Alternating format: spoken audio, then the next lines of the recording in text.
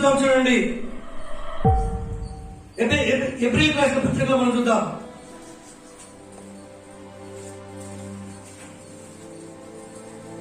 ఆరో అధ్యాయము మొదటి చూద్దాం. కాబట్టి నిర్జీవ క్రియలు విడిచి దేవునికి స్తోత్రం. హల్లెలూయా. ఇక్కడ మనం చూస్తే ప్రియమైన దేవుని బిడ్డలారా, మనం మొట్టమొదటి పాయింట్ లో మనం చూస్తే నిర్జీవ క్రియలు విడిచి మారు మనసు పొందుటయు. దేవుని స్తోత్రం.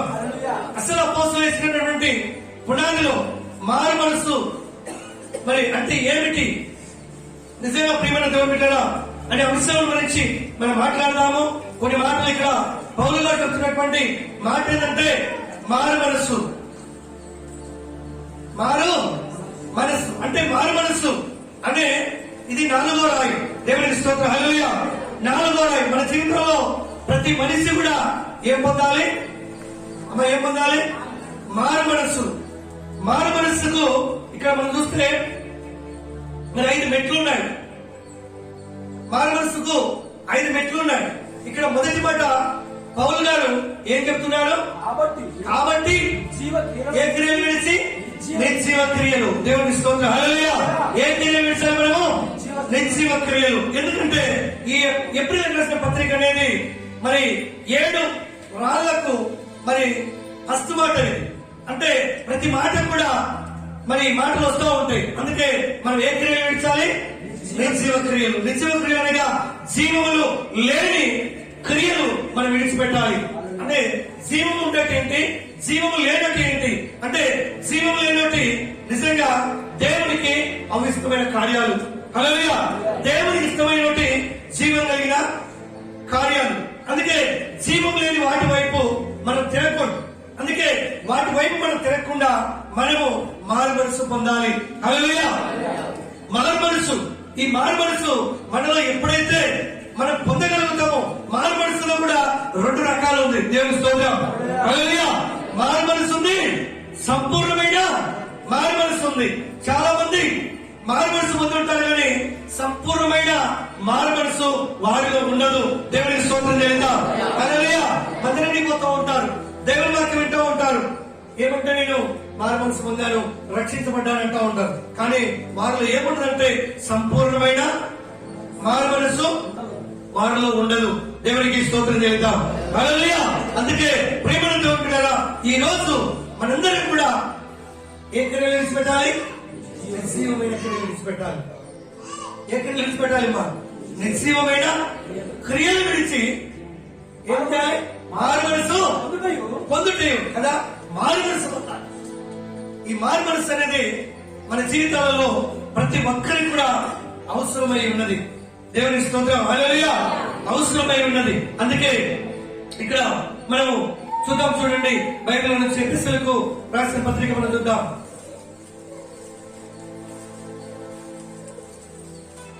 2వ అధ్యాయం మొదటి నుంచి మనం చూద్దాం. నీ అపరాధముల చేతను పాపముల చేతను మీరు చచ్చిన వారై ఉండగా ఆయన మిమ్మును క్రీస్తుతో కూడా బ్రతికించెను. దేవునికి స్తోత్రం. హల్లెలూయా. మనం ఏమై ఉన్నాము? దేంటితో? అపరాధములు. అపరాధములు అంటే పాపములు. అసలు పాపం అంటే ప్రార్థన చేయకపోవటమే పాపం, దేవుని మందిరానికి రాకపోవటమే పాపం, విగ్రహాలను చేయటమే పాపము, వ్యర్థమైన వాటిని పూజించటమే పాపము, ఆజ్ఞ అతిక్రమమే పాపము. ఈ పాపం అనే అంశంలో చాలా రకాలు ఉన్నాయి. దేవునికి స్తోత్రం. హల్లెలూయా. మన జీవితాలలో మనము నిజంగా మన అపరాధముల చేత మనము చచ్చిన వారమై ఉన్నాము. ఏమైనా మనము చచ్చిన వారం దేని ద్వారా? కానీ చావడం అంటే ఏంది? చావడం అంటే ఏంది? ఆత్మీయంగా మనం చచ్చిపోయి ఉన్నాం. ఆత్మీయంగా మనం చనిపోయి ఉన్నాం. శారీరకంగా జీవిస్తున్నాం. శారీరకంగా జీవించడం వలన ఏ ప్రయోజనం ఉండదు. దేవునికి స్తోత్రం. హల్లెలూయా. శారీరకంగా జీవిస్తే శరీర సంబంధమైనటువంటి వాటి మీద నీ మనసు ఉంచుతావు. శరీర సంబంధమైన వాటినే నువ్వు ప్రేమిస్తూ ఉంటావు. అందుకే నీ వలన ఏ ఉపయోగం ఉండదు. అందుకే నిజంగా మనం చూసాం, మనము నిజంగా విడిచి మారు మనసు పొందాలి. దేవుని స్తోత్రం. అంటే నిత్య క్రియలు నేను ఎప్పుడైతే ఉంటాయో మనందరం కూడా సచ్చిన వారమే. దేవుని స్తోత్రం చేద్దాం. దేవుడి ఆత్మకి ఎప్పుడైతే మనం దూరంగా ఉంటామో, దేవుడి ఆత్మని ఎప్పుడైతే మన లోనికి చేర్చుకున్నామో అప్పుడు మనం జీవిస్తూ ఉంటాం. కానీ దేవుడి ఆత్మ లేని వాడైతే నా వాడు కాడు. అంటే దేవుని వాడు కాకపోతే మనం ఏమైనా వారము? చచ్చిన వారమే. హల్లెలూయా. మనం చచ్చిన వారమే. మన అపరాధములు, మన క్రియలు ద్వారా మనము చచ్చిన వారమై ఉండగా, హల్లెలూయా, మన పాపములు మనం ఏం చేస్తున్నాయంటే మనకు జీవము నుంచి నిజంగా నిశ్చయంలోనికి మనం నడిపిస్తూ ఉంటాయి. నిశ్చయమైన క్రియలు, నిశ్చయమైన క్రియలు అంటే వాటిల్లో ఏ యొక్క విధి ఉండదు. అన్నిటి వలన నువ్వు నష్టపోతూ ఉంటావు, అన్నిటి వలన నువ్వు ఇబ్బంది పడుతూ ఉంటావు. అందుకే ప్రియమైన దేవుని బిడ్డలారా, ఇక్కడ ఏమంటున్నారంటే పౌలు గారు, నీ అపరాధముల చేత పాపముల చేతను మీరు చచ్చిన వారై ఉండగా ఆయన మిమ్మును క్రీస్తుతో కూడా బ్రతికించాడు. చెప్పండి కూడా ఒకసారి. హల్లెలూయా, హల్లెలూయా. ఎవరితో కూడా? క్రీస్తుతో కూడా. దేవుడు ఈ రోజు మనం ఏం చేస్తాడు? బ్రతికించి ఉంటాడు. క్రీస్తుతో కూడా నీవు నేను బ్రతుకుటకై క్రీస్తు మరణించాడు. ఎందుకు తెలుసా? నీ పాపములు నా పాపముల నిమిత్తము ఆయన శిలువలో మరణించాడు. అందుకే నీవు నేను నిత్యవక్తిని విడిచి నిజంగా మారు మనసు పొందితే క్రీస్తుతో కూడా మనం జీవిస్తాం. మనం సహాయపడబడ్డాం క్రీస్తుతో కూడా. క్రీస్తు యేసు ఏ విధంగా అయితే మరి ఆయన జీవిస్తున్నాడు, మృతి నుంచి తిరిగి లేచాడు, నీవు నేను కూడా మరి పాపమనే మరి మృతి నుంచి జయించి మనం ఆత్మీయంగా జీవిస్తాం. శారీరకంగా చనిపోతాం, ఆత్మీయంగా మనం జీవిస్తాం. అందుకే నీ యొక్క నా యొక్క జీవితంలో ప్రేమైన దేవుని బిడ్డలారా, మనము చూసినట్లయితే మనము ఏమైనామంటే మన క్రియలు ఒక్కొక్క మనిషిలో ఒక్కొక్క రకంగా ఉంటుంది, ఒక్కొక్క మనిషిలో ఒక్కొక్క విధానం ఉంటుంది కదా. కొందరేమో వ్యర్థమైన వాటికి సాగిలపడుతూ ఉంటారు, కొంతమందేమో వ్యర్థమైన వాటిని పూజిస్తూ ఉంటారు, కొందరేమో దేవునికి అవిష్టమైన కార్యాలు చేస్తూ ఉంటారు. వాటి ద్వారా మనము ఏమైనామంటే చచ్చిన వారమై ఉన్నామంటున్నాం. అందుకే మనం ఏం పొందాలంటే నిత్యవక్రులు విడిచాలి. రెండోది మారు మనసు పొందాలి. దేవునికి స్తోత్రం. హల్లెలూయా. ఏం పొందాలి? మారు మనసు. మారు మనసు, మారు మనసు పొందాలి.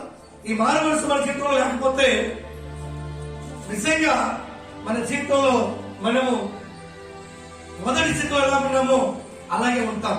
ఎందుకంటే శ్రమలు, కష్టాలు, బాధల ద్వారా మనము శతమతమై పడిపోయిన వారముగా మనం ఉంటాం. అందుకే పౌలు గారు నిజంగా ఏమంటున్నాడు ఇక్కడ? అపరాధముల చేతను పాపముల చేతను మీరేమైనారు? సచ్చిన వారై ఉండగా ఆయన మిమ్మును బ్రతికించాడు. వాయుమండల సంబంధమైన అధిపతిని అనగా అవిధేయులైన వారిని ఇప్పుడు ప్రేరేపించు శక్తికి అధిపతిని అనుసరించి ఈ ప్రపంచ ధర్మము చొప్పున మునుపు నడుచుకుంటే వారితో కలిసి మనమందరూ శరీరము యొక్క మనస్సు యొక్క కోరికలను నెరవేర్చుకొనుచు. దేవుని స్తోత్రం. హల్లెలూయా. ఎవరు? మన పూర్వీకులు. మన పూర్వీకులు ఏం చేసేవారు? ప్రపంచంలో ఏ ధర్మం అయితే ఉన్న మనుషుల ఆచారం ప్రకారం చేసేవారు కదా. మా పూర్వీకులు ఆ నాయకు మొక్కుతున్నారు, మా పూర్వీకులు ఈ దేవుని దగ్గరికి వెళ్తున్నారు అని ఆచారాలు చేసేవారు. అవన్నీ కూడా ఏ ధర్మం అది? అమ్మాయి ఏంటి? ఏ ధర్మము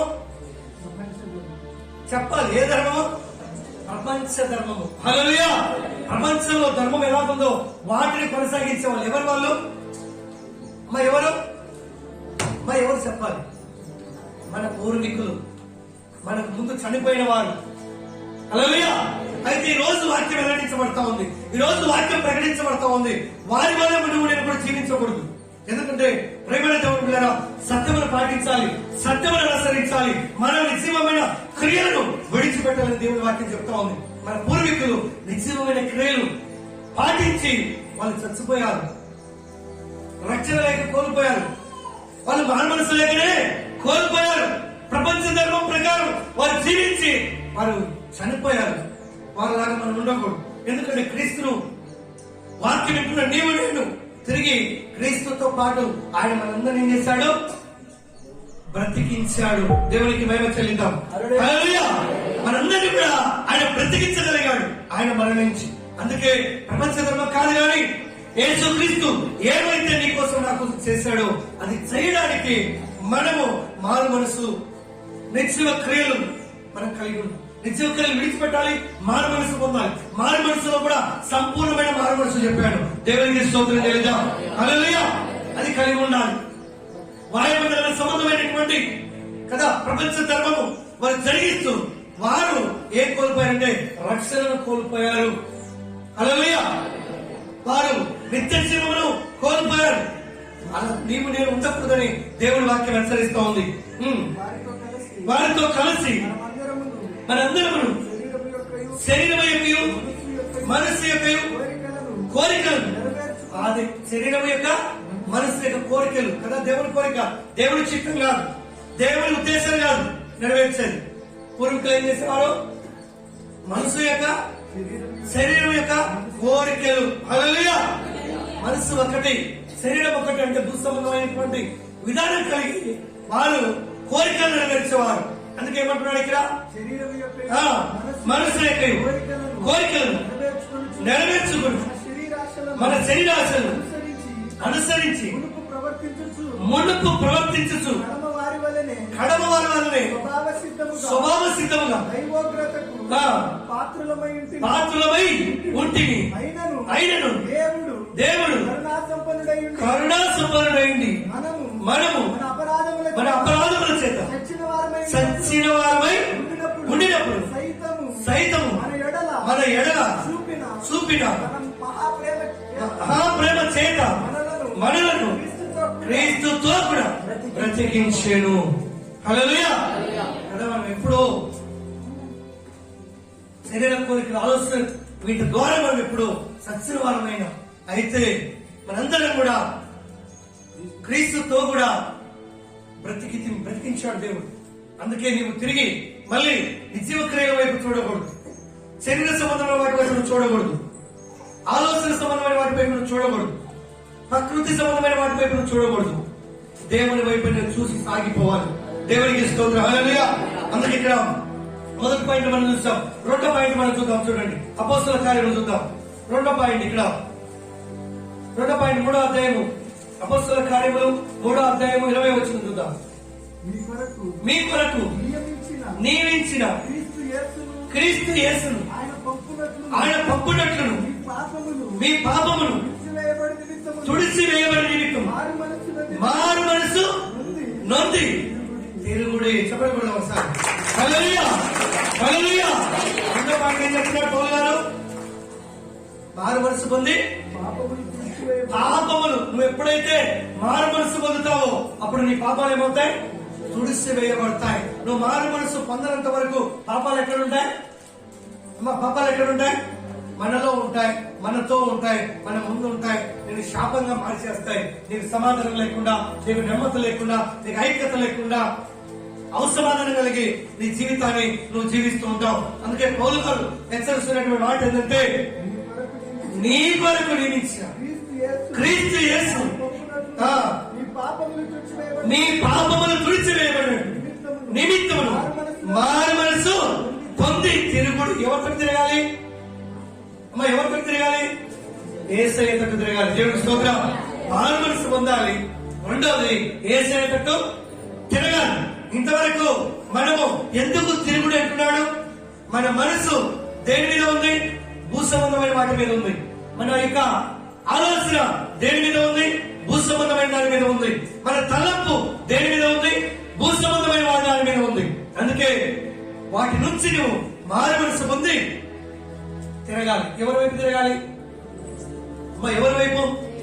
యేసయ్య వైపు తిరగాలి. దేవుని స్తోత్రం. నిజంగా విడిచాలి, మారు మనసు పొందాలి. అందుకే మారు మనసు పొంది నువ్వు తిరుగుడు అని చెప్తున్నాడు ఇక్కడ. మన జీవితాలలో అసలు మారు మనసు అంటే ఏంటి? సంపూర్ణమైన మారు మనసు ఏంటంటే అదే సబ్జెక్ట్. చాలా మంది కూడా మారు మనసు పొంది ఉంటారు కానీ సంపూర్ణమైన మారు మనసులోనికి రారు. సంపూర్ణమైన మారు మనసు అనగా బాప్తిసం తీసుకోవాలి. హల్లెలూయా. సంపూర్ణమైన మారు మనసు ఏం తీసుకోవాలి? బాప్తిజం తీసుకోవాలి. ఎందుకు బాప్తిజం తీసుకోవాలి? అసలు బాప్తిజం ఎందుకు తీసుకోవాలి అంటే నీ బాప్తిజంలోనే నీ జీవితములను, నీ భూసంబంధమైన వాటిని ప్రమాణపూర్వకముగా నీవు జలసమ చేస్తావు. ఆ ఉన్నటిని కూడా విడిచిపెడతావు. అది సంపూర్ణమైన మారు మనసు. హల్లెలూయా. మన చర్చికి వస్తూ ఉంటాం, పోతూ ఉంటాం, అది మారు మనసే. కానీ మారు మనసు రెండు రకాలని నేను చెప్పాను. సంపూర్ణమైన మారు మనసు ఎప్పుడంటే నువ్వు పాపక్షమాపణ కలిగి ఒప్పుకొని ఎప్పుడైతే నువ్వు బాప్తిజం తీసుకుంటావో అప్పుడే మారు మనసు కాదు, సంపూర్ణమైన మారు మనసు. హల్లెలూయా. సంపూర్ణమైన మారు మనసు లేని ఎడల నువ్వు చర్చకు వస్తూ ఉంటావు, పోతూ ఉంటావు. పూర్వీకులు చేసిన పాపములు లేకపోతే మనం చేసిన పాపములు అలాగే ఉంటాయి. నువ్వు అనుకుంటూ ఉంటావు, అవి ఒప్పుకో. ఎందుకో తెలుసా? బాప్తిజం లేదు, తెలియదు. అందుకే నిజంగా ఇక్కడ పౌలు గారు ఏం చెప్తున్నారంటే మీరు మారు మనసు పొంది తిరుగుడి. ఎవరి వైపు తిరగాలి? యేసయ్య వైపు తిరగాలి. అంతకు ముందు ఎవరి వైపు తిరిగి ఉన్నావు? లోకం వైపు తిరిగి ఉన్నావు. లోకంలో ఏముంది? ఏముంది? ఏముంది? ఏమన్నాయి? నిర్జీవ క్రియలు అంటే జీవం లేని క్రియలు, మృతమైన క్రియలు ఉన్నాయి. మృతమైన వాటి వైపు నువ్వు చూస్తున్నావు, మృతమైన వాటినే నువ్వు ప్రేమిస్తున్నావు. హల్లెలూయా. వాటిని విడిచాలి, వాటిని విడిచి తిరగాలి, యేసు వైపు తిరగాలి. దేవుని స్తోత్రం చేద్దాం. అప్పుడు నీ జీవితము, నీ కుటుంబము ఎలా ఉంటుందంటే గొప్ప గుర్తింపు పొందుతుంది. అందుకే మనందరం కూడా ప్రేమల దేవుని బిడ్డలారా, ప్రతి బిడ్డకు మారు మనసు చాలా అవసరమైంది. అందుకే ఇక్కడ అంటాడు చూడండి, సామెతల గ్రంథంలో కూడా మనం చూద్దాం. సామెతల గ్రంథము 1వ అధ్యాయము 23వ వచనం చూద్దాం. నా గద్దింపు విని తిరుగుడి. హల్లెలూయా. దేవుడు గద్దించినప్పుడు, దేవుడు మాట్లాడినప్పుడు, దేవుడు వాక్యం వెల్లడించబడినప్పుడు అందుకంటున్నాడు నా గద్దింపు విని తిరుగుడి. ఎటు తిరగాలి? నువ్వు వెళ్ళే మార్గం బాగలేదు, నువ్వు వెళ్లే మార్గంలో శ్రమలున్నాయి, నువ్వు వెళ్లే మార్గంలో కష్టాలున్నాయి, నువ్వు వెళ్లే మార్గంలో ప్రాణహాని ఉంది. హల్లెలూయా.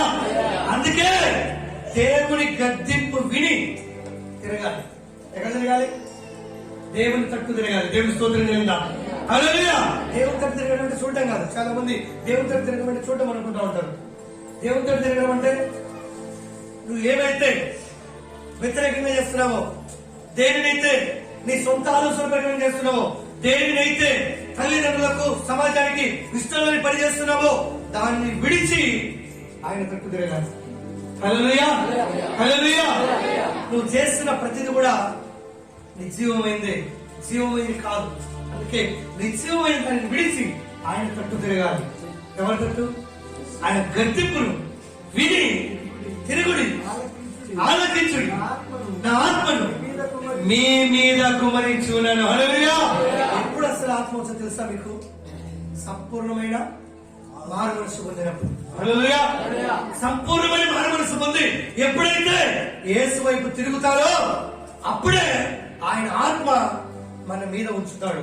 ఆయన ఆత్మ మన మీద ఉన్నప్పుడు ఏం జరుగుతుంది తెలుసా? అన్ని ఏ కార్యాలు జరుగుతాయి? ఆత్మకార్యాలు జరుగుతాయి. హల్లెలూయా. ఆత్మకార్యాలు జరుగుతాయి.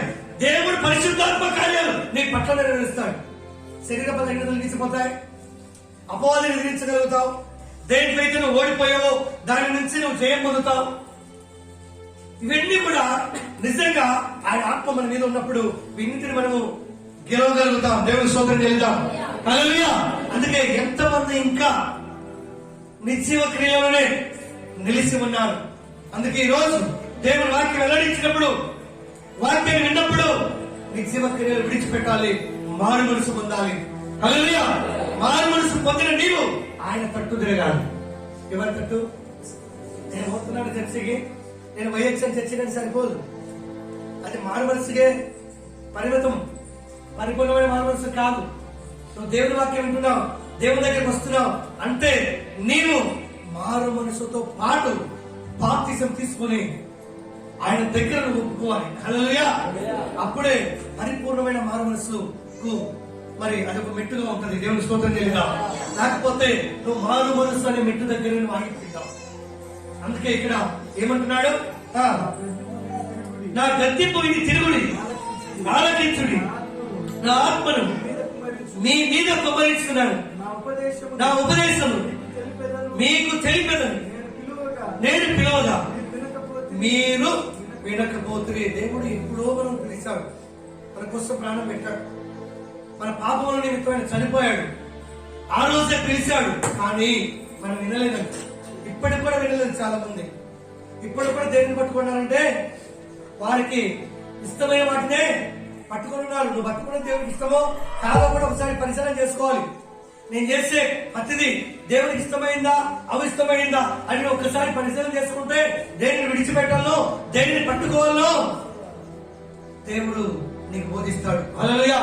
దేవుని వాక్యం నీకు బోధిస్తుంది. అందుకే ఏమంటున్నాడు ఇక్కడ, నేను పిలువగా మీరు వినకపోతురి. హల్లెలూయా. అంటే దేవుడు పిలిచాడు. ఎందుకు పిలిచాడు? మన పట్ల ఆత్మను ఉంచడానికి పిలిచాడు, మన పట్ల గొప్ప కార్యాలు చేయడానికి పిలిచాడు, మనల్ని ఉన్నతమైన స్థితిలో ఆయన బిడ్డలుగా తయారు చేయడానికి పిలిచాడు. కానీ మనమైతే వినలేదు. ఎందుకంటే శరీర సంబంధమైన వాటి మీదనే మన మనసు ఉంచాము, శరీర సంబంధమైన వాటినే మనం ప్రేమించాలనుకున్నాము, వాటి వైపే మన ధ్యాస ఉంచాం. వాటిలో జీవము లేదని ఇంకా నువ్వు ఆలోచించలేదు. దేవుని స్తోత్రం. హల్లెలూయా. అవన్నీ కూడా వ్యర్థము, నిర్జీవము అని నువ్వు తెలుసుకోలేదు. నువ్వు తెలుసుకోక వాటి తట్టే తిరుగున్నావు, కానీ దేవుని తట్టు ఇక నువ్వు తిరగలేదు. హల్లెలూయా. ఈ రోజు నుంచి వాక్యాన్ని బట్టి సంపూర్ణంగా తిరగాలి. దేవుని స్తోత్రం చెల్లిద్దాం. హల్లెలూయా. సంపూర్ణంగా మారితేనే దేవుని మహిమను మనం చూడగలుగుతాం.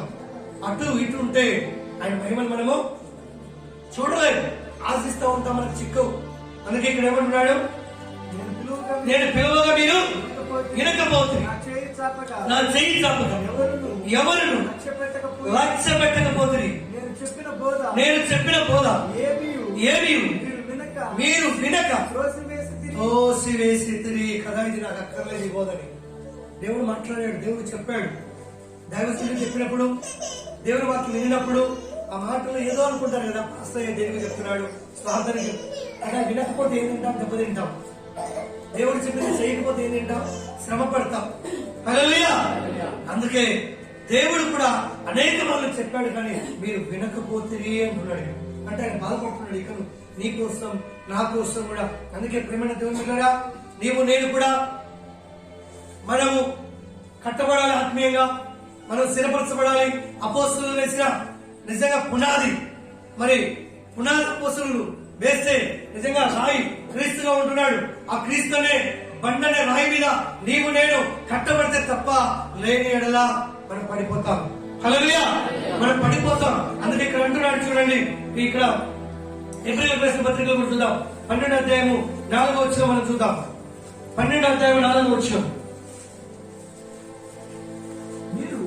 మీరు పాపముతో పోరాడుటలో రక్తము కారునంతగా ఇంకా దానిని ఎదిరింపలేదు. చెప్పండి కూడా ఒకసారి. హల్లెలూయా. హల్లెలూయా. పౌలుగా చెప్తున్నాడు. ఎలా పోరాడాలంట? ఎలా పోరాడాలంట? రక్తము కారునంతగా పోరాడాలంట. పాపము దాన్ని ఓడించాలంటే పాపం అంతటిగా నేను విడిచిపెట్టదు. మన వాక్యం విన్నప్పుడేమో అనుకుంటాం, ప్రభా ఇది నేను చేయను, ఇది తప్పని. బయటికి పోగానే ఆలోచనలు విడిచిపడింది, సైతం పెట్టుకుంటాడు మైండ్ లో. అప్పుడు దేవుడు ఎవరో, పాస్టర్ ఎవరో, సంఘం మీద మర్చిపోయి వెళ్ళిపోతాం. హల్లెలూయా. అలా కాదు. ఇక్కడ పౌలు గారు ఛాలెంజ్ చెప్తున్నాడు. ఒకటే మాట ఏమని చెప్తున్నాడు? మీరు పాపముతో పోరాడు కదా. పాపము ఎలా పోరాడి చేయించాలి? రక్తము కారణంతగా పోరాడాలంట. పాపం చేయించాలంటే పాపం ఏం చేస్తుంది తెలుసా? మరణం తెస్తుంది. పాపం ఏం చేస్తుంది తెలుసా? ఏం చేస్తుంది? మనిషిని దేవుడి నుంచి దూరం చేస్తుంది, దేవుడి ఆత్మకు దూరం చేస్తుంది, పాపం వైపు మళ్ళీ చేస్తుంది. అందుకే దానిని జయించాలంటే మాటతో కాదు, ప్రార్థనతో. ప్రార్థన ఎలా చేయాలి? రక్తము కారణంతగా.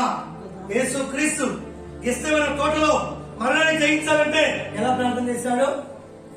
ఇక చెమట రక్తముగా మారింది, రక్తము బిందువులు కాల్చబడ్డాయి. అంతగా పోరాడాడు మరణంతో. దేవునికి స్తోత్రం చెల్లిద్దాం. హల్లెలూయా. ఆయన చెమట బిందువులు ఎలా మార్చబడ్డాయి? రక్తముగా మార్చబడి. అంటే యేసుక్రీస్తు గెత్సేమనే తోటలో ఆయన ఎలా పోరాడాడంటే రక్తము కారంతుగా పోరాడాడు. అందుకే తిరిగి మరణాన్ని ఓడించాడు. చెప్పండి కదా, హల్లెలూయా, హల్లెలూయా. నీవు నేను నిత్య క్రియలలో ఉచ్చులో చిక్కుకొని మనం పోరాడాలంటే దేవుని వాక్యం విన్నప్పుడు త్వరగా ఉంపుతాం. దేవుని వాక్యం వెల్లడించినప్పుడు ఇట్లా ఉంపుతాం. ఆ తర్వాత వాటి వైపే మనసు ఉంచుతాం. దేవుని స్తోత్రం. అలా ఉండటం వలన నీవు దేవుని మహిమను చూడలేవు, దేవుని దీవెనను పొందలేవు. నువ్వు క్రీస్తు అనే బండ పైన కట్టబడలేవు, పడిపోతూనే ఉంటావు. హల్లెలూయా, నువ్వు పడిపోతూనే ఉంటావు. అందుకే ఎలాగా పాపాన్ని రక్తము కారణంతగా దానిని మరియు నా కుమారుడా ప్రభు ఏ శిక్షను తృణీకరింపకము. ఎవరేసే శిక్ష? ఎందుకంటే నువ్వు పోరాడలేదు, రక్తము కారణంతగా ప్రార్థన చేయలేదు, పాపాన్ని చేయించలేదు. పాపం ఉన్నంత వరకు ఏమొస్తా ఉంటాయి? మరి ఏమొస్తా ఉంటాయి? అసలు మీకు ముందే చెప్పాడు పాపం అంటే ఏందనుకుంటుంటారు. పాపం అంటే పాపం చేయడం పాపం అని కాదు. ప్రార్థన చేయకపోవటమే పాపము, విగ్రహారాధన మొక్కటమే పాపము, వేరే దగ్గర వేసుకుని కాగితం వేయించుకోవటమే పాపము. దేవుని స్తోత్రం. ఇలాంటివి కూడా చాలా ఉన్నాయి.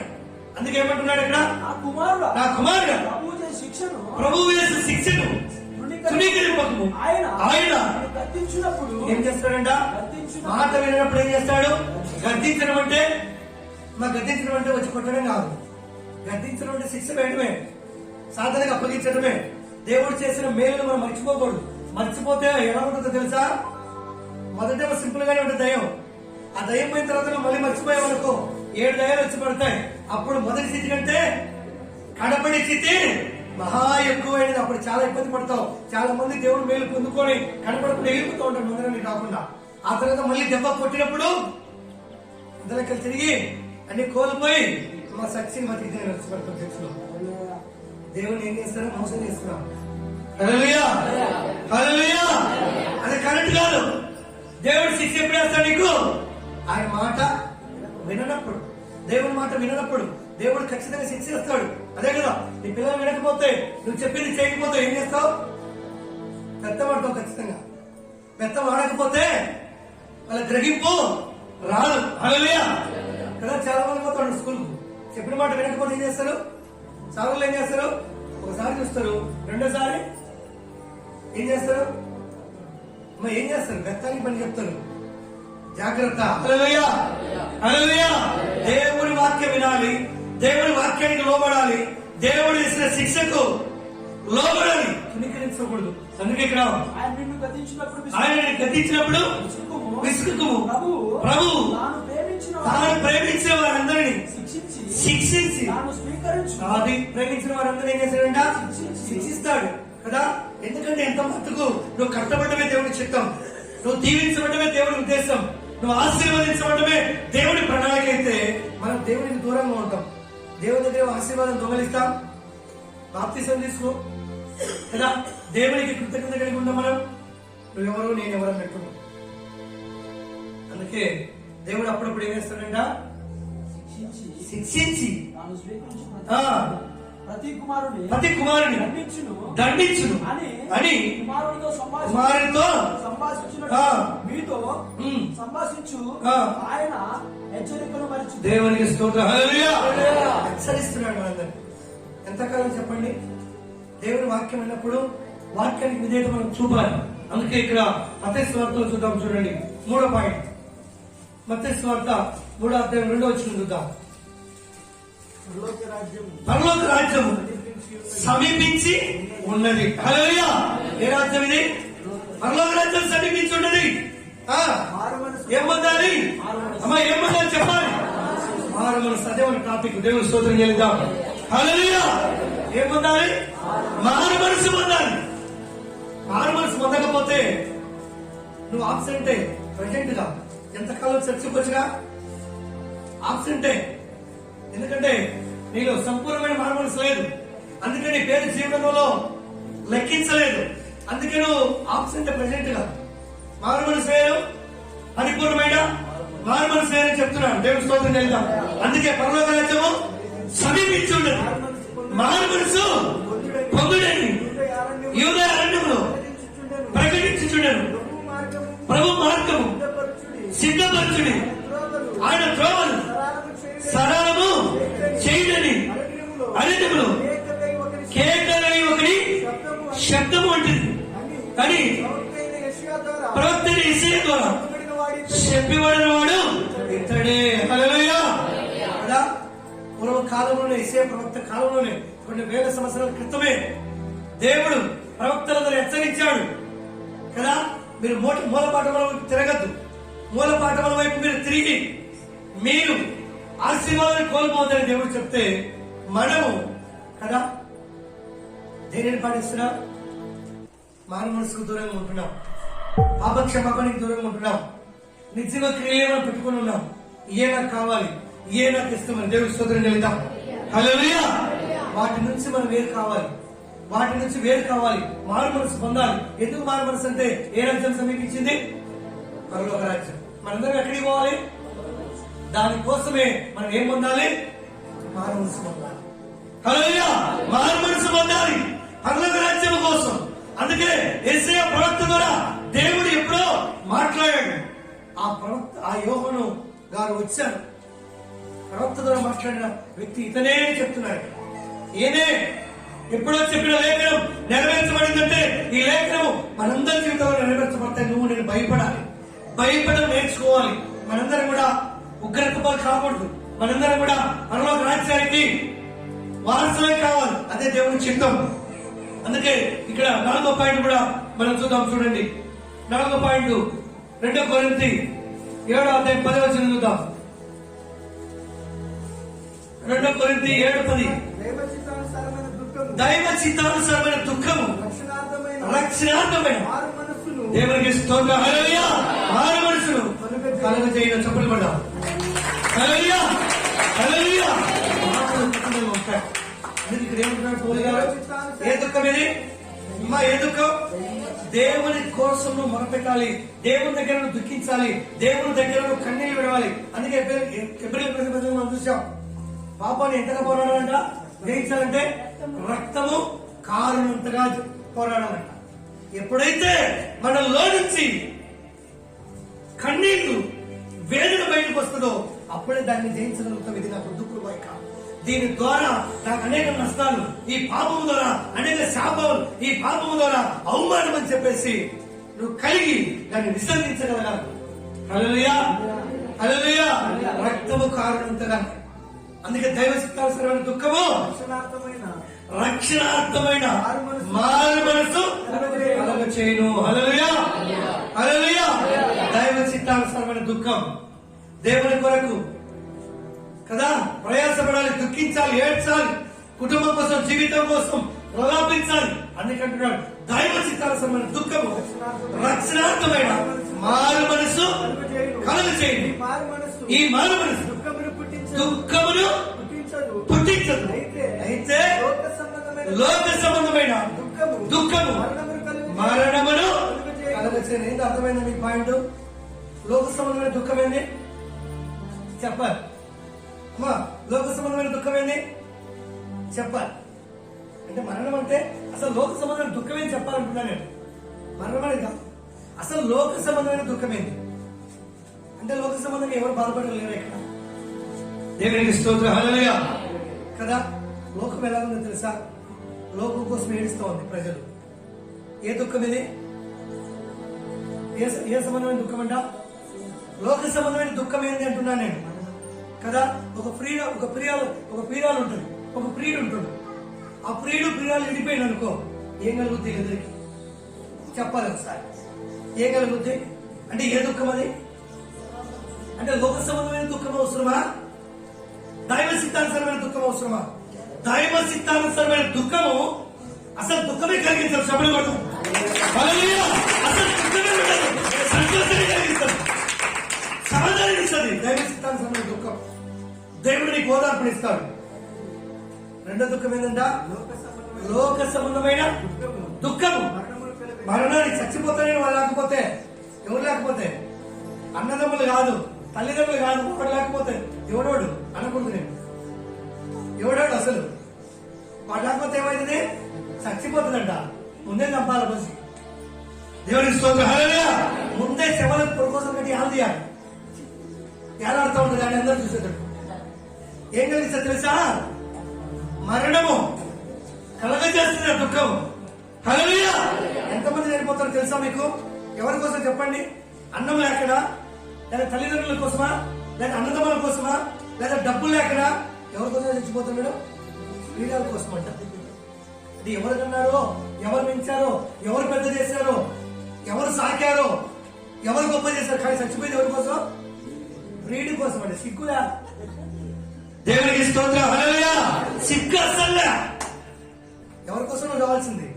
యేసుక్రీస్తు ఎవరి కోసం చనిపోయాడు? ఎవరి కోసం? నీ పాపం నా పాపం కోసం చనిపోయాడు. దేవునికి స్తోత్రం. చరిత్ర దేవునికి స్తోత్రం. హల్లెలూయా.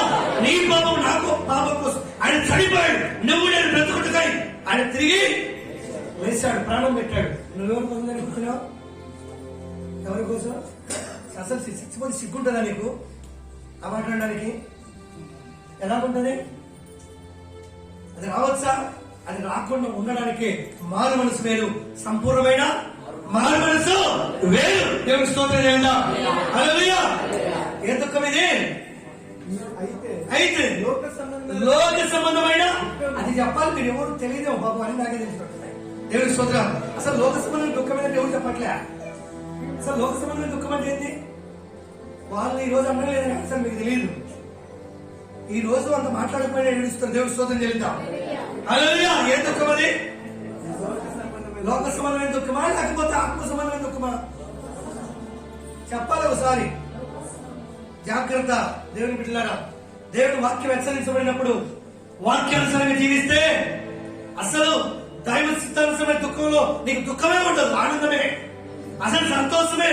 నీ కుటుంబం ఎలా ఉంటుందో తెలుసా? గొప్ప పేరుగా ఉంటుంది. అది కోల్పోతే నీ కుటుంబానికి ఏమొస్తుందో తెలుసా? దుఃఖం. ఏ దుఃఖం? లోక సంబంధమైన దుఃఖమే మిగిలిపోతుంది. దేవుని వాక్యంలో ప్రతిదీ రాయబడింది, ప్రతిదీ రాయబడింది. అందుకే నీవు నేను కూడా ఎలా ఉండాలి? ఏది ఎలా ఉండాలి అమ్మా? ఏ దుఃఖం కలిగి ఉండాలి? ఏ దుఃఖం చెప్పాలి ఒకసారి? దైవ చిత్తానుసారమైన దుఃఖము. దేవుని స్తోత్రం చేద్దాం. హల్లెలూయా. దైవ చిత్తానుసారమైన దుఃఖం. ఇది తెలుసా? విజయవాడ అనుకుంటారు, గుంటూరు విజయవాడ. ఒకడు ఏం చేస్తాడు? అబ్బాయి కాలేజీ నుంచి ఏం చేస్తాడు? అందరం చూస్తాం ఇటుకు తీసుకుని పోయాడు. ఇద్దరు కాలేజీ నుంచి తీసుకుపోయి పాపను ఏం చేస్తాడు? గొంతు నిలిపి చంపేస్తాడు. ఎవరు తెలియదు ఈ విషయం. చంపేస్తాడు. వాడు చంపేసి పోలీస్ స్టేషన్ వెళ్ళిపోయాడు కదా. మొన్న ఈ మధ్య కాలంలో ప్రభుత్వంలో జగన్ 10 లక్షలు వాళ్ళ కుటుంబానికి ప్రకటించి పాపను అంటే ఎవడికి పుట్టింది, ఎవరు చంపింది, ఏమైపోయింది? హల్లెలూయా. ఎవరు చంపారు? ఎవరు చంపారు చెప్పాలి? తల్లిదండ్రులు చంపారా? అన్నదమ్ములు చంపారా? ఎవరు చంపారు చెప్పాలి? వీడు అంటే చంపేంత అధికారము తల్లిదండ్రులకు ఇవ్వనే అధికారం ఎవరికి ఇచ్చాను? వీడికి వాడేవాడు అసలు? నేను వాడకూడదామంటే దేవుని స్తోత్రం. చాలా సీరియస్. దేవుడికి స్తోత్రం. హల్లెలూయా. వాడికి ఇచ్చారు. వాడి చేతిలో చచ్చిపోవడానికి సిద్ధమైన అక్కడ ఏం చేయాలి తెలుసా? మన ముందే అది దేవుడికి స్తోత్రం. హల్లెలూయా. మామూలు కాదు. ఎందుకు ఈ మాటలు చెప్తున్నానంటే నిజంగా తల్లిదండ్రులు వారి ద్వారా ధర్నాలు చేశారు కదా. ధర్నాలు చేయలేదా? కాలేజీ అంతా హల్లెలూయా ధర్నాలు చేశారు, వేదన పడిపోయారు. ఏమన్నా దేవుని బిడ్డలారా, ఈమె చచ్చేది కాక వాడు చచ్చిపోయాడు. 2 కుటుంబాలు బలైపోయాయి. జాగ్రత్తగా నేను దేవుని వాక్యం. ఇది ఏ దుఃఖము? లోక సంబంధమైనటువంటి దుఃఖం. ఇది దైవ సిద్ధాంతమైన దుఃఖం కాదు. దైవ సిద్ధాంతమైన దుఃఖము నీకు ఆనందాన్ని ఇస్తుంది, రక్షణకరమైన మారు మనసుని కలిగిస్తుంది. దుఃఖము పుట్టించదు కదా. ఏం పుట్టించదు? దుఃఖం ఉండదు ఇక్కడ. హల్లెలూయా. అందుకే ఎందుకంటే ప్రేమ వాడకూడదు, వాడాలి ఈ మాటలు. అప్పుడప్పుడు ఎక్సలెన్స్ కొద్ది కట్టబడి మన జీవితాలు. అసలు లోకానుసరమైన దుఃఖం ఏంటంటే ఏందో అని చెప్తున్నారు. లోకానుసరమైన దుఃఖం అనేది ఏందో అంట. ఏందో కాదు. దేవుని స్తోత్రం. హల్లెలూయా. ఇక్కడి నుంచి వచ్చే దుఃఖం అది, బయట నుంచి వచ్చే దుఃఖం అది. సైడ్ ఎఫెక్ట్లు ఇవన్నీ. అందుకే మారు మనసు గురించి చెప్తున్నాను. దేని గురించి చెప్తున్నాను? మారు మనసు. మారు మనసు అంటే దేని విడిచిపెట్టాలి?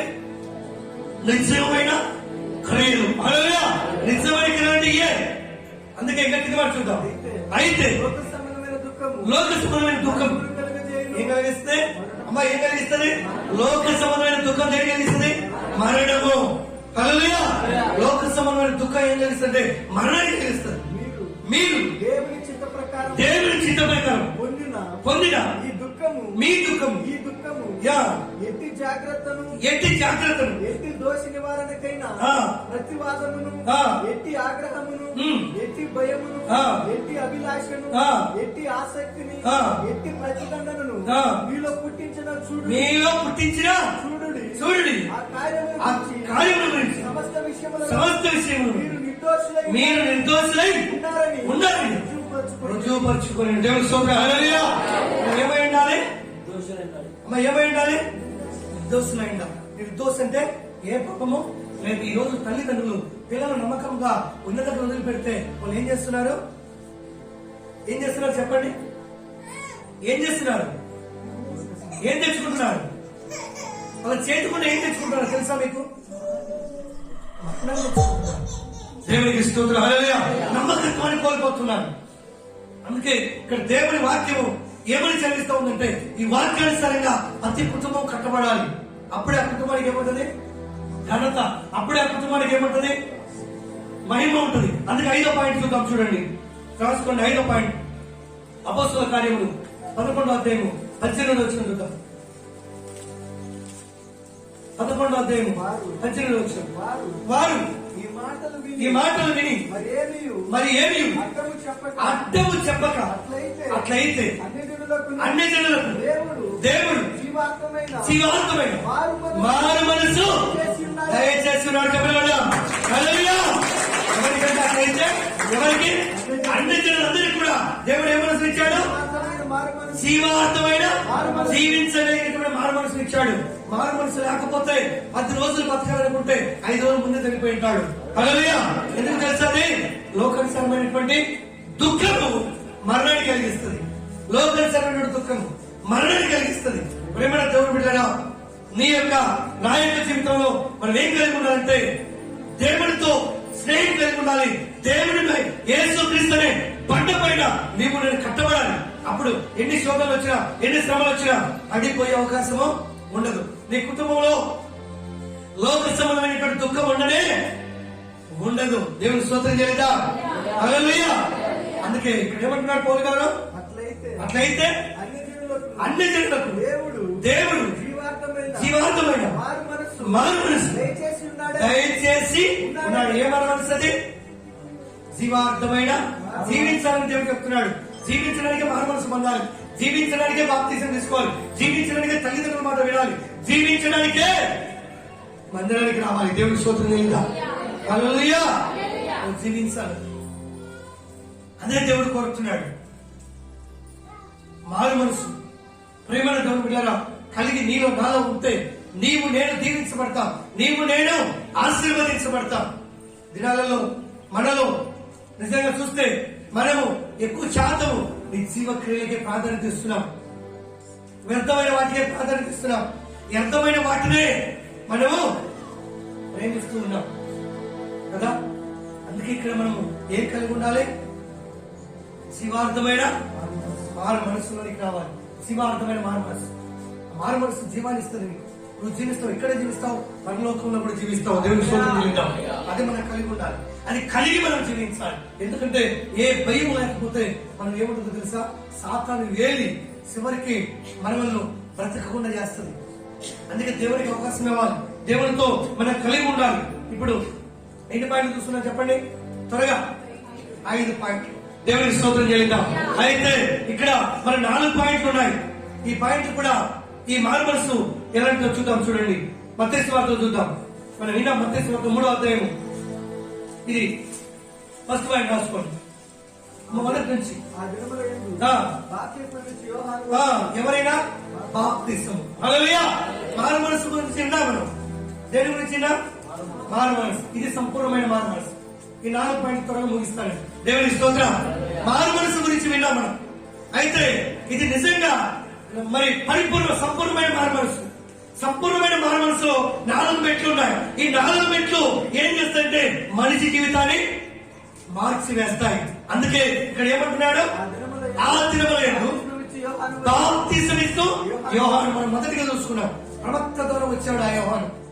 అయితే ఇక్కడ యోహానే డైరెక్ట్ గా బోధిస్తున్నాడు. ఎవరికి? ప్రజలకు. ఏమని బోధిస్తున్నాడు? వాళ్ళలో ఉన్న పాపము, వాళ్ళలో ఉన్నటువంటి దేశం, వాళ్ళలో ఉన్నటువంటి అక్రమము బట్టి ఆయన మాట్లాడుతున్నాడు యోహాన్ గారు. హల్లెలూయా. ప్రతి మనిషికి అక్రమము చేస్తున్నారు, పాపము చేస్తున్నారు. అందుకే ఇక్కడ ఏమంటున్నాడు? ఆ దినముల యందు బాప్తిసము యోహాను వచ్చి పరలోక రాజ్యం సమీపించుంది, మారు మనసు పొందుడని యూదయ అరణ్యములో ప్రకటించుండు. ప్రభు మార్గం సిద్ధపరచుడు, ఆయన త్రోవలు సరళము చేయడం. అరణ్యములో కేవలమై ఒకటి శబ్దము అని ప్రవక్త అయిన యెషయా చెప్పబడిన వార్తలు ఇతనే. దేవుని స్తోత్రం. హల్లెలూయా. ఆయన ఎందుకు వచ్చాడో తెలుసా? ఏమివ్వడానికి వచ్చాడు? పాపాలు చూపించడానికి, బాప్తిసం ఇవ్వడానికి, మార్గం సిద్ధపరచడానికి వచ్చాడు. దేవుని స్తోత్రం చేద్దాం. హల్లెలూయా. పాపం మనిషిలో ఉన్న పాపాన్ని ఎత్తి చూపించడానికి వచ్చాడు కదా. రాబోయే ఉగ్రతకు తప్పించుకున్నట్టుకు బుద్ధి చెప్పినవాడు ఎవడు? మారు మనసు పొందండి, బాప్తిసం తీసుకోండి అని చెప్పాడు. హల్లెలూయా. అనేకులు కూడా ఆయన వాక్యాన్ని అక్కడే ఎవరు ఏం చేశారు? వాళ్ళందరూ కూడా బాప్తిసాలు పొందారు. ఆ దినంలో బాప్తిసాలు లేదు, కానీ యోహాను గారు చెప్పిన మాటను బట్టి వారందరూ కూడా మారు మనసు సంపూర్ణత బాప్తిసం పొందినట్టుగా ఇక్కడ మనం చూస్తున్నాం. అందుకే రెండో పాయింట్ చూద్దాం. చూడండి, లూకా సువార్త 13వ అధ్యాయము 3వ వచనం నుంచి మనం చూద్దాం. మీరు అది జాగ్రత్తగా, మీరు మారు మనసు పొందని మీరందరూ అలాగనే నశించారు. ఎలాగా? పూర్వీకులు ఎలా నశించారో మీరందరూ కూడా అలాగే నశించదురు. ఏది ఇష్టం చెప్పండి? నేను నశించిపోవడం ఇష్టమైన వాళ్ళు చేతులు జరుగుతారు. ఎవరైనా ఎత్తుతారా? ఎవరు ఎత్తారు. దేవుడికి స్తోత్రం చెల్లిద్దాం. హల్లెలూయా. నమ్మకం ఎక్కడో మనం దేవుని నమ్మకం వాటి నిత్యజీవం పోతామని, అందుకే మనం ఎత్తాం. దేవుడికి స్తోత్రం చెల్లిద్దాం. హల్లెలూయా. అందుకే ఏమంటున్నాడు ఇక్కడ? మీరు మారు మనసు పొందని మీరందరూ అలాగే నశించురు. మరియు గోపురము పడి చచ్చిన ఆ 18 మంది యెరూషలేములో కాపలు ఉన్న వారి కంటే అపరాధులని తలంచుచున్నాడు.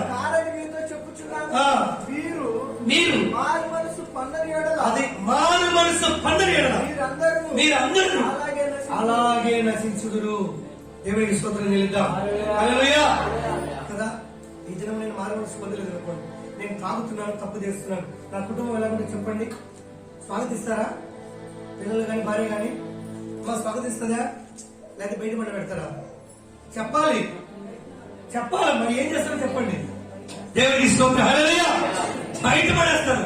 దుర్మార్గుడు వెళ్ళిపోయి కదా, గాడ్డ వాడి వీడు కుక్క నక్క బయటకు వెళ్ళిపో. దేవునికి స్తోత్రం చేద్దాం కదా. దినాలలో ఎంతమంది ఆ విధంగా ఉన్నారు. వాళ్ళందరూ ఏమవుతారు? చివరికి అమ్మ ఏమవుతారు? నశిస్తారు. ఎందుకంటే వాళ్ళు అన్ని నశించిపోతాయి. వాళ్ళు చేసే పనులు మంచిగా, అందుకే వాళ్ళు అన్ని విధాలు కూడా దెబ్బతినిపోతారు. తాగటం వలన ఊపిరితిత్తులు, అలాగే కిడ్నీ, ఆ తర్వాత అన్ని మొత్తం దెబ్బతిని చివరికి ఏమైపోతాడు? నశించి ఇల్లు వాకిళ్ళు అన్నిటిని నమ్ముకొని తాకట్లు పెట్టేసి చివరికి భార్య పిల్లలు రోడ్డు మీద వేసి వెళ్ళిపోతారు. హల్లెలూయా. అలాగే నశించినట్టున్నాడు. నశించిపోతారు. దేవుని యొక్క మాటలు వినకపోతే, మారు మనసు పొందకపోతే పొందని ప్రతి వ్యక్తి ఏమవుతారు చెప్పండి? అలాగే ఎవరు చెప్పట్లేదు, నశించిపోతారు. దేవుని స్తోత్రం చేయగా దేవుడు నశించిపోయే వారిని ఎంతకి రక్షించడానికి లోకానికి అమ్మా ఏమవుతాడంట? ఎందుకు వచ్చాడంట? ఎతకి రక్షించుటకు ఈ లోకానికి వచ్చాడు. కానీ దేవుడు చూస్తున్నాడు. దేవుడు మనం రక్షించడానికి వచ్చాడు. నీలో నాలో నెమ్మది సమాధానం లేదు. అందుకే మనందరం కలిసి కూడా ఏం చేయాలంటే నిజంగా ప్రార్థన చేయాలి. నిజంగా మారు మనసు పొందాలి. మారు మనసులో కూడా ఎలాంటిదంటే పరిపూర్ణమైన మారు మనసు. దేవునికి స్తోత్రం చేద్దాం. అందుకే ఇక్కడ నిజంగా మనం చూద్దాం. చూడండి, 3వ పాయింట్ రోమియోకు రాసిన పత్రిక చూద్దాం. 3వ పాయింట్ 12వ అధ్యాయం 2వ వచనం. మీరు ఈ లోక మర్యాదను అదే మీరు ఈ లోక మర్యాదను అనుసరింపక ఉత్తమమును అనుకూలమును సంపూర్ణమైన దేవుని చిత్తము ఏదో పరీక్షించి తెలుసుకున్నట్టు మీ మనసు మారి నూతనము అగుట వలన మీరు రూపాంతరము పొందుడి. హల్లెలూయా. ఏం పొందాలి? మన మనసు మారాలి. మనసు మారాలి. మనసు మార్చడం నూతన మర్చిపడతావు. మనసు మార్చుకోకుండా వాళ్ళు ఏం చేస్తారులే, వాళ్ళకి ఏం తెలుసులే, నేను చేసే చేస్తాను అంటున్నాను అనుకో. ఏం చేస్తాడు తెలుసా? దేవుడు చేసే చేస్తాడు. చేయడం అంటే ఎలాగా? ఆయన ఎలాగడతాడని చెప్పాడు. దేవుని స్తోత్రం. హల్లెలూయా. ఆయన ఎలాగడతాడు. నేను చెప్పేది అబద్ధం కాదు. హల్లెలూయా. ఎలాగడితే ఏం చేస్తారు? అందరూ చూస్తారు. అలా చేస్తాడు దేవుడు. అలా చేస్తాడు. దేవుడి స్తోత్రం చెల్లిద్దాం. అందుకే మనం ఏం పొందాలి? మారు మనసు పొందితే ఏం పొందుకుంటాం? మనము ఏం చెందుతాం? రూపాంతరం చెందుతాం. దేవుని స్తోత్రం చెల్లిద్దాం. రూపాంతరం అంటే దేవుని మహిమ రూపం. హల్లెలూయా. దేవుని స్వరూపం, దేవుని పోలిక, దేవుని మహిమను మనం పొందుకుంటాం. మనలో ఒక తేజస్సు ఉంటుంది, మనలో గొప్ప మహిమ ఉంటుంది. అందుకే నీవు నేను ఏం పొందాలి? హల్లెలూయా. మారు మనసు అంటే ఏదైతే ఇష్టం లేని నువ్వు చేస్తున్నావో దాన్ని విడిచిపెట్టడమే మారు మనసు. హల్లెలూయా. దాన్ని వదులుకొని రావటమే మారు మనసు. దాంట్లో ఉండి ఎవరికి తెలియలే, ఏం చేయలే, వాళ్ళతో ఏమవుతాయి అనుకున్నావా? ఏమవుద్ది? అలాగే నశించి సమాధానం లేక, నెమ్మది లేక, ఐక్యత లేక నశించిపోతాం. కనుక నీవు నేను కూడా ఏం పొందాలి చెప్పండి? ఏం పొందాలి? మనసు మారి నూతన పరచబడి రూపాంతరము పొందుడి. మనసు మార్చుకోవాలి. మనసు ఎప్పుడు మాత్రం చెప్పండి? ఎప్పుడైతే సంపూర్ణమైన తీర్మానం కలుగుతామో అప్పుడే మన మనసు ఏమవుతుంది? మారిపోద్ది. చివరి పాయింట్, 4 పాయింట్ ప్రకటన గ్రంథం చూద్దాం. 16:9 చూద్దాం. 16:9 వచ్చింది. కాగా మనుషులు తీవ్రమైన వేడిమితో కాలిపోయి ఈ తెగుళ్ళ మీద జాగ్రత్తగా అమ్మా. కాగా మనుషులు తీవ్రం అంటే అస్సలు ఇక్కడ సమీపింపలేము. అలాంటి వేడి, అలాంటి కొలిమి. అందుకే ఏమంటున్నాడు ఇక్కడ? తీవ్రమైన ఏడిమితో కాలిపోయి ఈ తెగుళ్ళ మీద అధికారము గల దేవుని నామమును ఏం చేశారంట? దూషించింది. కానీ ఆయనను మహిమపరచునట్లు వారు మారు మనసు పొందిన వారు. ఎంత మొత్తుకున్నా, ఎంత చెప్పినా వాళ్ళు ఏం చేశారంట? మారు మనసు పొందలేదంట. కొందరికి ఎక్కడికి పోయే వాళ్ళందరూ ఆరని అగ్ని, వేడిమి కలిగిన అగ్ని, కొలిమి. అక్కడ ఏమైపోయినట్టు అందరూ కాలిపోయారంట. దేవుని స్తోత్రం. ఏం పొందక? మారు మనసు పొందక, దేవుడు చెప్పింది వినక వాళ్ళందరూ కూడా ఏమైపోయారు? కాలిపోయారు. నిజంగా దేవుని వాక్యము చాలా శక్తివంతమైంది, చాలా గొప్పది. కనుక మన మనసు మార్చుకోకపోతే, దేవుడు చెప్పింది వినకపోతే మనం కూడా ఏమవుతాం? కాల్చబడతాం. అంటే మనం కాల్చబడడానికి దేవుని నమ్మకం ఉంది చెప్పాలి. నరకంలోనికా నిత్య జీవంలోనికా? దేవుని నమ్మింది. నిత్య జీవంలోకి వెళ్ళాలంటే ఏం పొందాలి? మారు మనసు పొందాలి. హల్లెలూయా. మారు మనసు అంటే చెప్పాలి. అది కూడా పాయింట్. మారు మనసు అంటే ఏమైతే దేవునికి అవిష్టమైన కార్యాలు నువ్వు చేస్తున్నావో ఈ రోజు నుంచి నేను చెయ్యను ప్రభు అని తీర్మానము కలగటమే. దేవుని స్తోత్రం చేద్దాం. హల్లెలూయా. అదే ప్రమాణం. ఆ వాక్యం నిన్ను దైవ చిత్తానుసారమైన దుఃఖము ఏం కలిగిస్తుంది? రక్షణార్థమైన మారు మనసు కలగజేస్తుంది. దేవుని స్తోత్రం. ఆ విధంగా ముందుకు వెళ్దాం. దేవుడి మాటలు తన వినికిడిలో దేవుడు దీవించుగాక. పరిశుద్ధుడానికి కొందనాలు స్తోత్రములు నాయన. జీవాధిపతి నీకు స్తోత్రం, జీవన కలిగిన నా గొప్ప తండ్రి, నీకే వందనాలు, స్తోత్రములనైనా కార్యములను నెరవేర్చండి, మేలు చేయండి అయా. ఈ వాక్యం ప్రభా ప్రతి బిడ్డ హృదయంలో మీరు నీరు కట్టండి, పల్లింపచేయండి అయా. ప్రతి బిడ్డ కూడా ఇదిగో మారు మనసు అయా, పరిపూర్ణమైన మారు మనసు మీద దయచేయమని ప్రార్థన చేస్తున్నాం. ప్రతి బిడ్డతో మీరు ఉండండి, ప్రతి బిడ్డలో మీరుండి నాయన. ఇంతమైన మాటలు అందరి హృదయంలో నీరు కట్టి పల్లింపచేయమని యేసు నామములో అడుగుచున్నాం తండ్రి, ఆమేన్.